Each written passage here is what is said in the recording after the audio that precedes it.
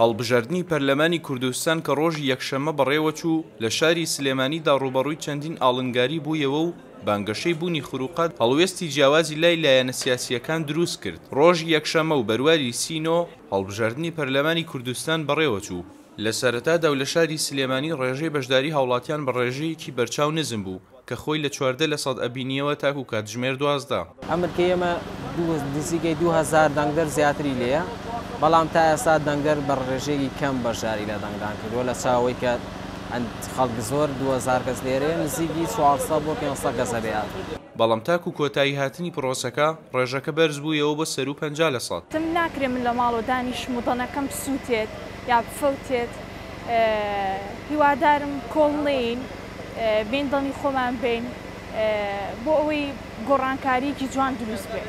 لە سەرەتاوە پرۆسەکە بە ئارامی تێپەڕی، بەڵام وەختێک چەند کاتژمێرێکی مابوو بۆ تەواوبوونی پرۆسەکە لە چەند بنکەیەکی دەنگدان لە شاری سلێمانی شەڕ و ئاژاوە دروست بوو، لە چەند بنکەیەکیش دەنگی تەقە ئەبیسترا. لایەنە ئەمنیەکان باز لەوە دەکەن ئەو تەقانە بۆ بڵاوپێکردنی خەڵک بووە لە بنکەکانی دەنگدان دوای ئەوەی پشێوی دروست بووە.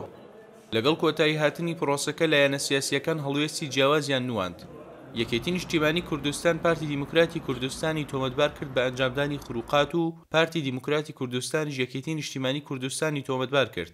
کۆمەڵی ئیسلامیش هەردووکیان. دیارترین شێوازی تەزویر لەم هەڵبژاردنەیە کە کراوە لە هەردوو زۆنی زەرد و زۆنی سەوز دروستکردنی بەڵگەنامەی ساختەیە بۆ خەڵکانێک بۆ ئەوەی دەنگی زیایە بدەن، بە تایبەتیش ئەو هێزانە ئیسفادەیان لە ئەو دەنگدەرانە کردووە کە لە ناوچەکانی مادەی 140. بجووتنەوەی گۆڕان پێی وابوو کە خروقات ئەنجام دراوە و داواکارە کە کۆمیسیۆنی باڵا بۆ هەڵبژاردن و ڕاپرسی بەکاری خۆی هەستێت. دەبێت کۆمیسیۆن لەم ڕۆوە باڵا بن و هەر سکاڵایەک هەر ڕەخنەیەک هەر بەڵگەیەک هەبێ بۆ ساختەکاری و تەزویر بێگومان دواتر لە کاتی خۆیان پێشکەش بکرێت.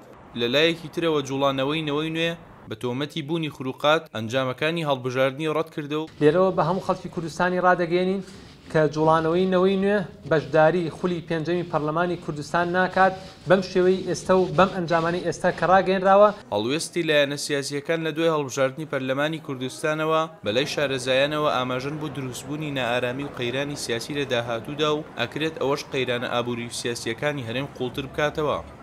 ڕێباز مەجید، دەنگی ئەمریکا، سلێمانی.